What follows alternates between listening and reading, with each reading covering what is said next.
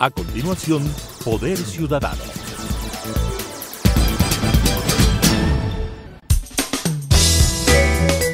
Clasificación B, bajo supervisión de un adulto.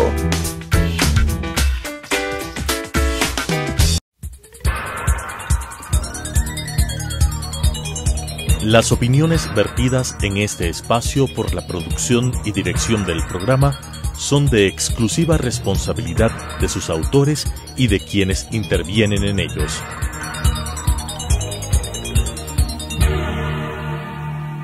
Telesucesos Canal 29 UHF presenta Poder Ciudadano, una ventana construida desde la visión plural ciudadana para la expresión de sus anhelos, demandas y aspiraciones, con la conducción del doctor Patricio Gijón. Poder Ciudadano. Cordiales saludos. Mientras en la ciudad de Guayaquil la pandemia provocada por el coronavirus hacía efectos letales y morían miles de compatriotas, en Quito se notaba más bien una gestión positiva. Un alcalde que, siendo médico, pues daba instrucciones. Asistía al aeropuerto de Quito para recibir miles de pruebas para el coronavirus. Y en definitiva había una sensación de que existía una autoridad que estaba haciendo bien las cosas. Poco tiempo después, este virus de la corrupción, que es mucho más letal que el del coronavirus, penetra en el municipio de Quito, penetra en las empresas municipales de agua potable y de obras públicas, y también en la alcaldía. Y luego de que la Contraloría General del Estado pues hace una auditoría a varios procesos, se emiten informes con responsabilidades penales. Frente a eso, hemos visto también la presencia del respetable político César Montúfar junto con el concejal Morales para presentar, como en efecto así lo han hecho, en Fiscalía General del Estado una denuncia por delitos graves como los que representan el peculado y la asociación ilícita. Tengo el gusto de charlar con César Montúfar, a quien le doy la más cordial bienvenida, y le consulto cuál es la motivación central y qué es lo que contiene esta denuncia específica presentada en Fiscalía del Estado. Muchas gracias, Patricio, un gusto y un placer poder conversar contigo a los tiempos, también un gusto estar nuevamente en los sets de Telesucesos, y un saludo a todos y espero que se encuentren bien y que sigamos manteniendo las precauciones, las medidas de distanciamiento social, de andar siempre protegidos para evitar el contagio. Mira, yo creo que lastimosamente la corrupción en el país se ha transformado en el modus operandi de los gobiernos, tanto nacional como de los gobiernos autónomos descentralizados. La corrupción ya no es excepcional, es un hecho sistémico, es un hecho que se genera de manera estructural. Ya no estamos hablando de corrupción de casos aislados, de funcionarios públicos que se desvían del camino y toman un sendero, digamos, por el lado ilegal o ilícito. Dejó de ser la excepción para ser la norma.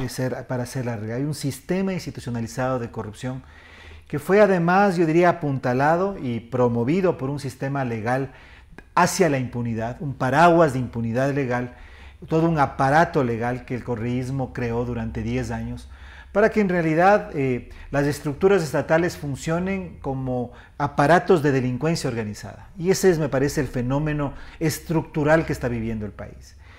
Lastimosamente, y ese es el punto ya llegando al municipio de Quito, el municipio de Quito no es una excepción. Y no es una excepción porque no solo han saltado una cantidad de denuncias, uno puede ver que en este periodo de pandemia está el tema de las pruebas COVID, que es un asunto escandaloso en una crisis y en una pandemia como en la que estamos. La misma investigación denunciada por el exalcalde de Sevilla respecto al Hospital Bicentenario, en donde también se ha hablado de que hay un esquema de corrupción. sino también ya en la propia marcha del aparato municipal. Pensemos, por ejemplo, en los gravísimos problemas que tiene MGIRS, la empresa que se encarga de los residuos sólidos, el gravísimo problema sanitario que se puede generar o que se está generando ya en el relleno sanitario del Inga. Las compras de mascarillas en la empresa de agua potable y otros temas que cada día saltan. Tú vas mucho más allá de la denuncia. Exacto. Este es un tema sistémico que penetró en el municipio. Exactamente. Y este tiene que ser desmantelado, no con palabras. Aquí no se trata de salir a decir yo sé de esto, yo sé lo de acá y miren por acá. Aquí tiene que actuar la Fiscalía, tienen que actuar las instituciones. Y nosotros hemos tenido, sobre la base de una investigación que inició el concejal Fernando Morales, los documentos, y tenemos los documentos, que nos muestran un esquema organizado de corrupción. Por eso la primera parte de la denuncia es delincuencia organizada. Delincuencia organizada porque lo que se ve es que hay un esquema planificado para, a través de las empresas de agua potable y de obras públicas, hacer una triangulación de contratos para beneficiar a personas allegadas al alcalde. Una tercerización interesada de los contratos mediante una triangulación donde estaría sin duda en la cabeza de todo este andamiaje montado el propio alcalde Yunda. Ese es lo que nos muestra la evidencia que nosotros tenemos. Y entonces aquí tenemos un esquema de corrupción que se aprovecha del marco legal creado por el correísmo a partir de esta figura del régimen especial establecido por la Ley de Contratación Pública, para que entonces una empresa municipal sin concurso público se alíe, digamos, a una empresa pública que en realidad crea un consorcio y de esa manera le pasan los contratos a esta empresa vinculada al alcalde. Lo más grave es que esa tercerización de esos contratos que se hace con este sistema establecido por el Correato, se lo hace sin necesidad de ningún tipo de esquema que establezca un concurso público, sino a dedo. Es que de eso se trata de evadir los concursos públicos, se trata de evadir los otros procedimientos que exige la Ley de Contratación Pública cuando quiere contratar con privados, y más bien se opta por esta vía para trasladarle casi de manera automática a una empresa GEINCO que está vinculada por relaciones de amistad, por relaciones de negocios con el alcalde Yunda. ¿Tú tienes nombres tal vez de esta estructura criminal que se ha montado? Bueno, nosotros hemos hecho una denuncia muy clara. Con nombres. En primer lugar al alcalde de la ciudad, ¿Ya? Jorge Yunda. Segundo, a los gerentes de las empresas municipales de agua potable y de obras públicas. ¿Recuerdas los nombres? El señor Andrade, Uriarte y Rosales.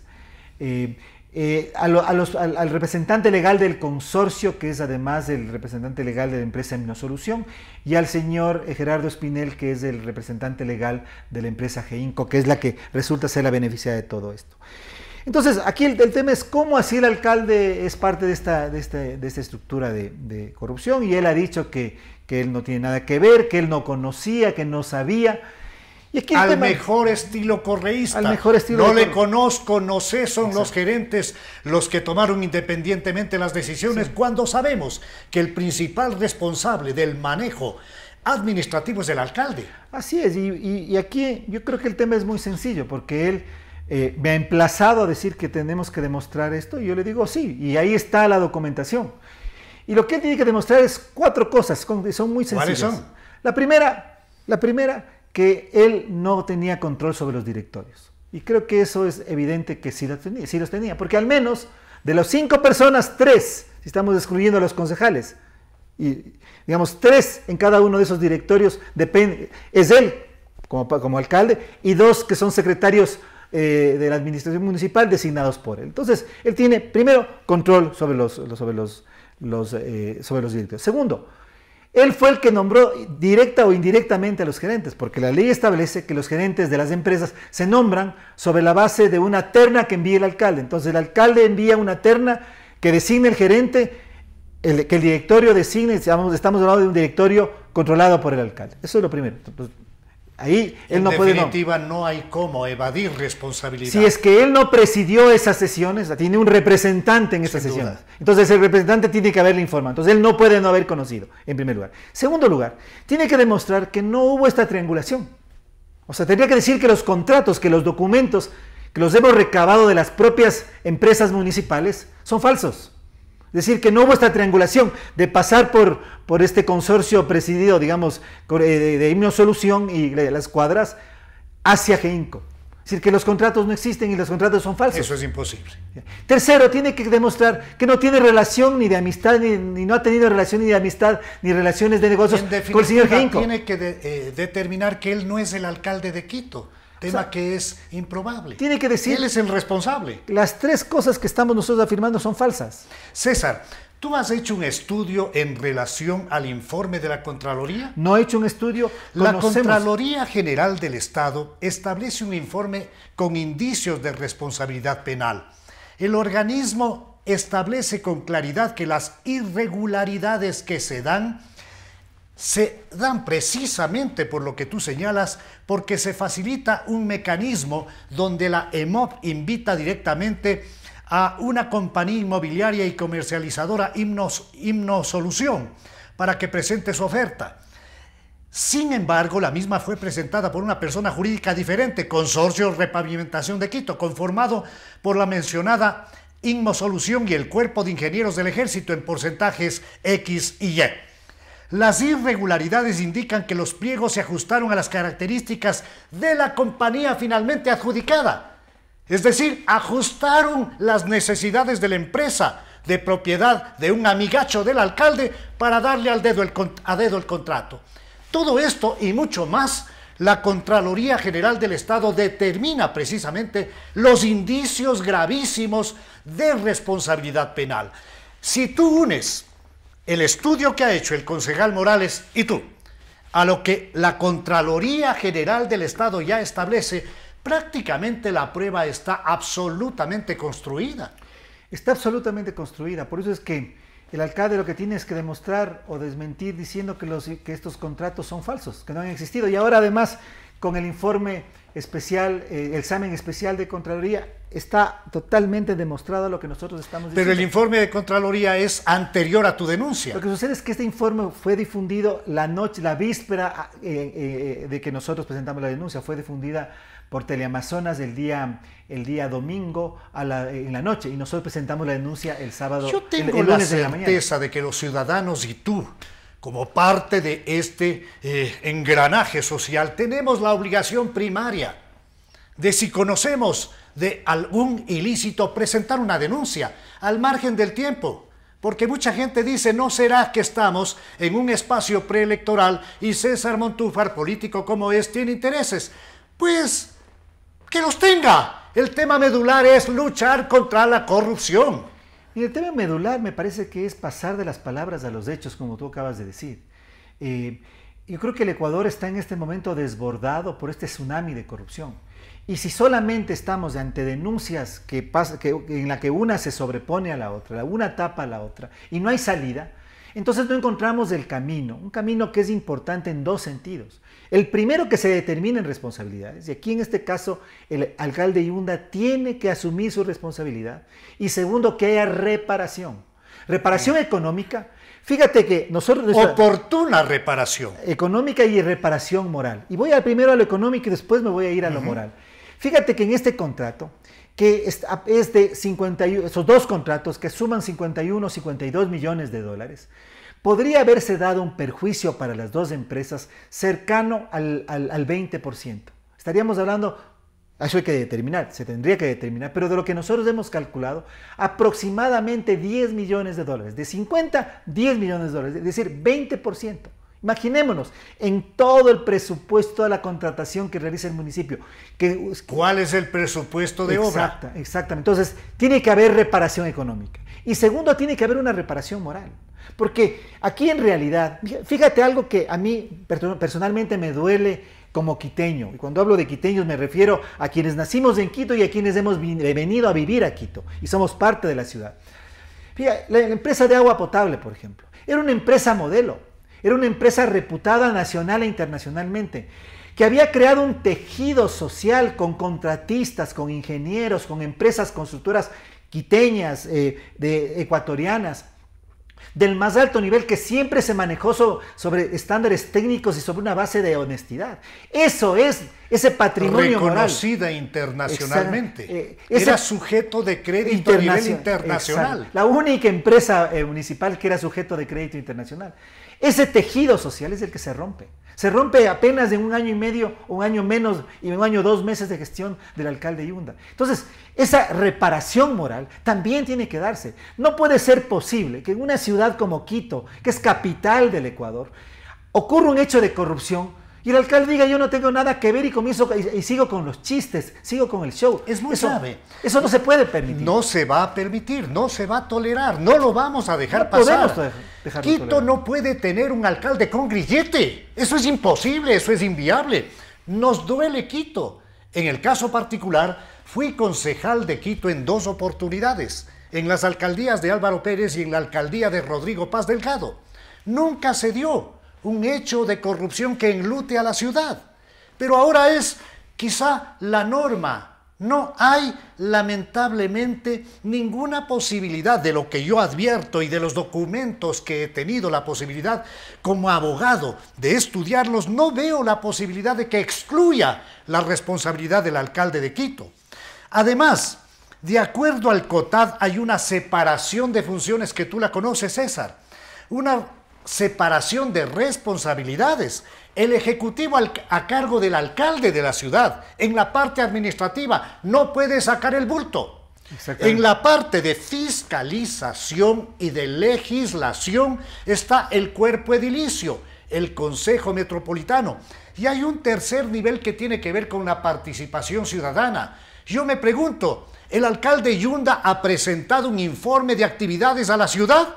¿No será hora de provocar una reunión de la Asamblea de Quito para exigir la rendición de cuenta? ¿No será hora de exigir también al gobierno metropolitano, esto es, al Consejo Municipal, que en ejercicio de la facultad fiscalizadora que tiene, pues establezca responsabilidades?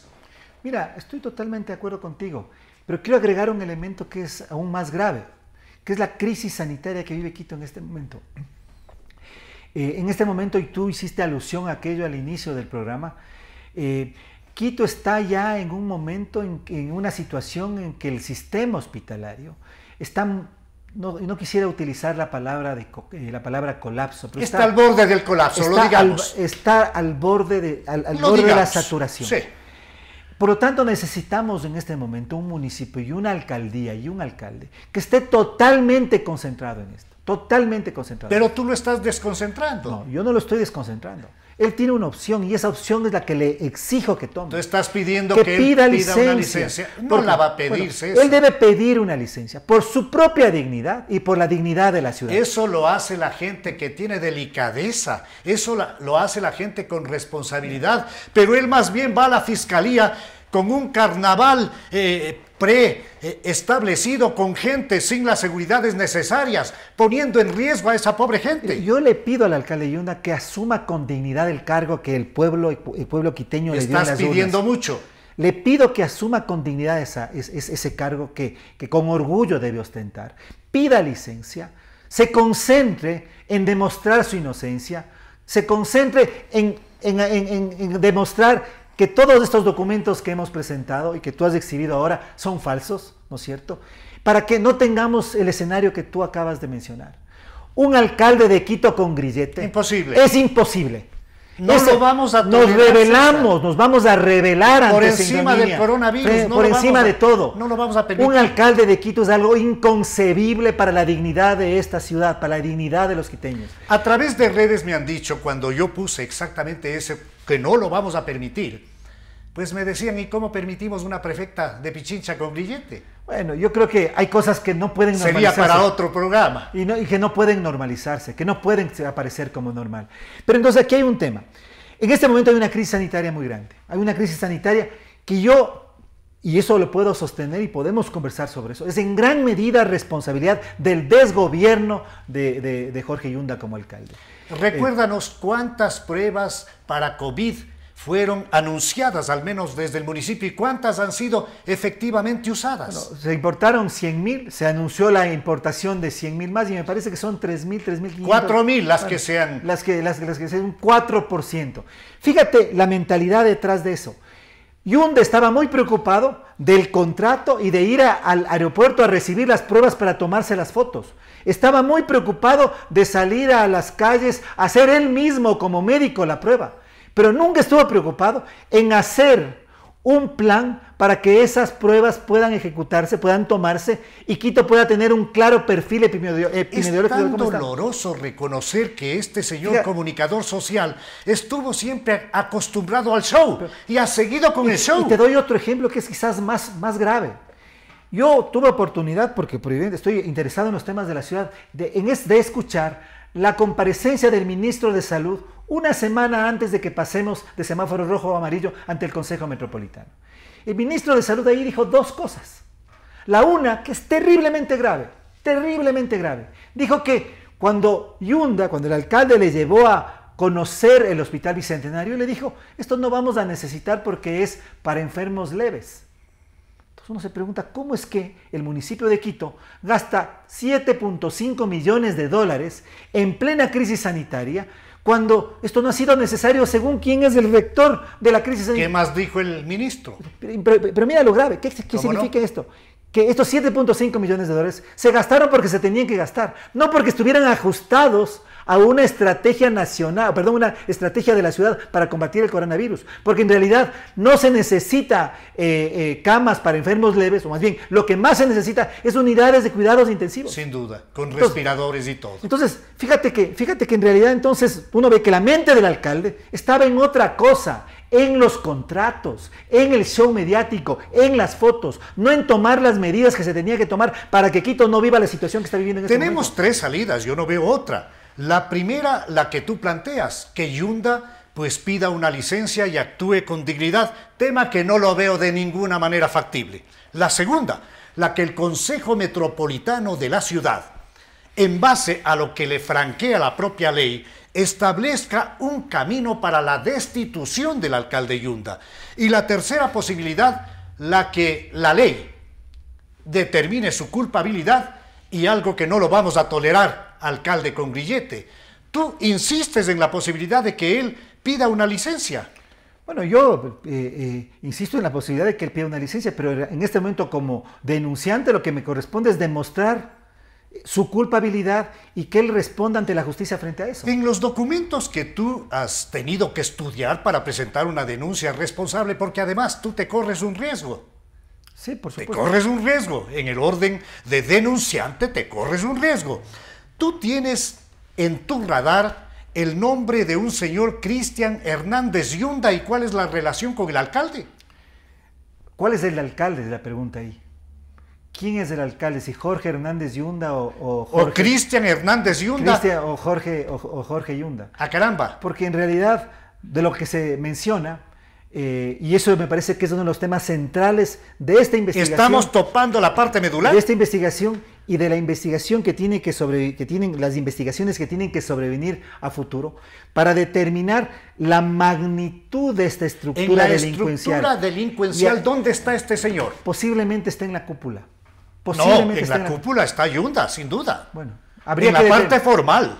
Habría que determinar. Yo creo que estamos en una relación quizá muy parecida a la de Jorge Glass y Rafael Correa.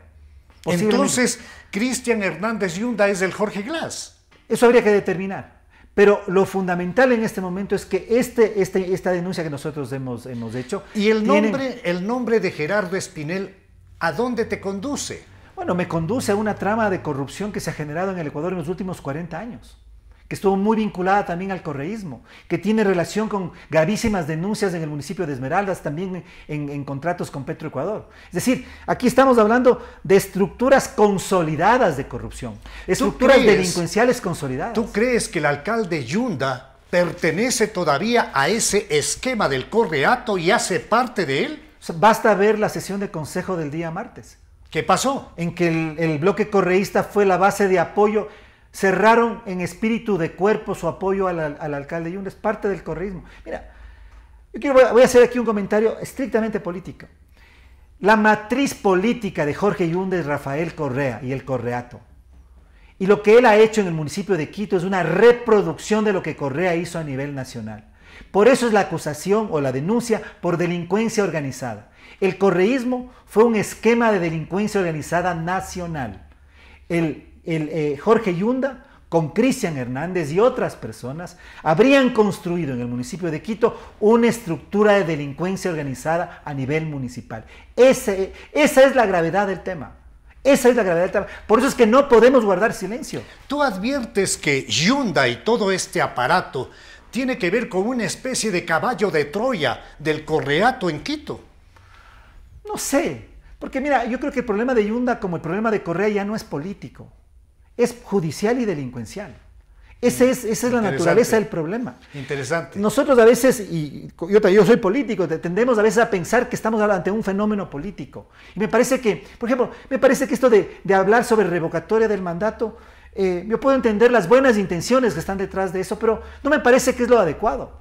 Porque no es un problema político. Yo no lo tomé en cuenta, yo hablé de tres alternativas, porque y no está esa.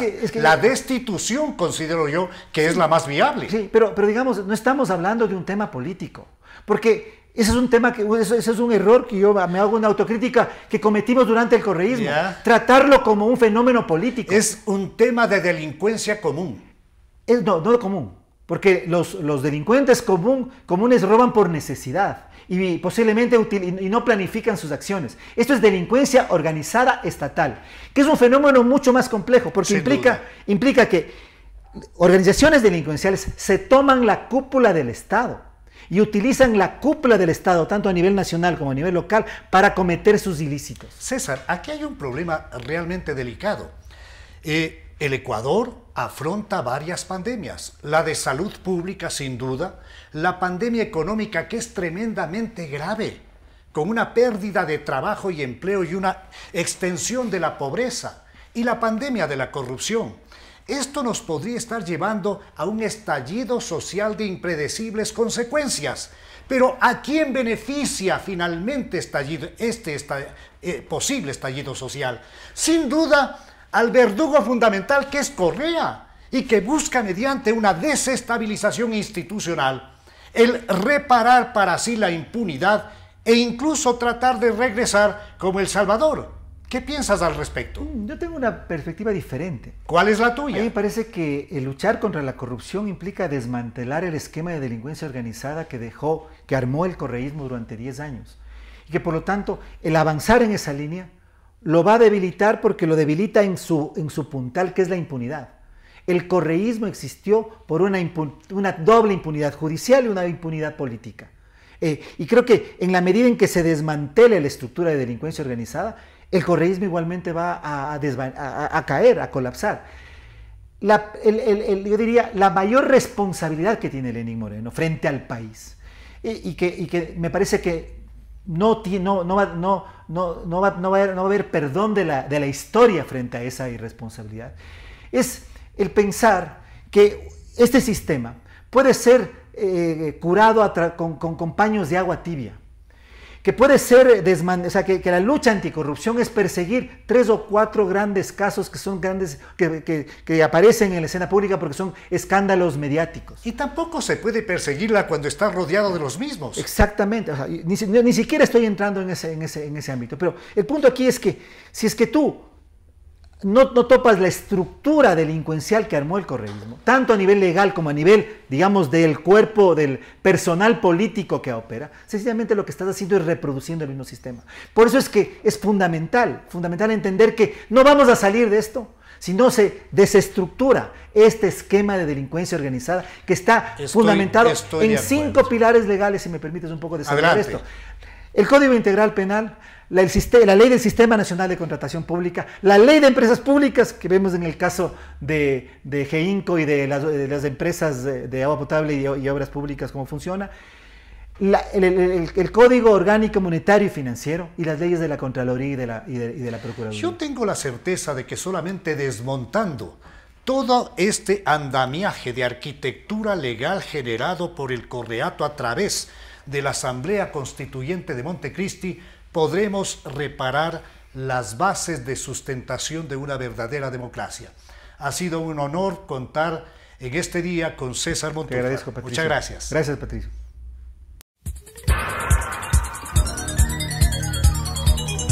Las opiniones vertidas en este espacio por la producción y dirección del programa son de exclusiva responsabilidad de sus autores y de quienes intervienen en ellos.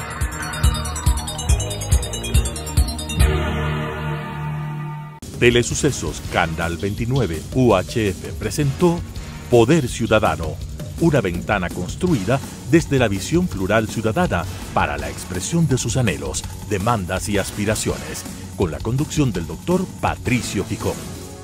Poder Ciudadano.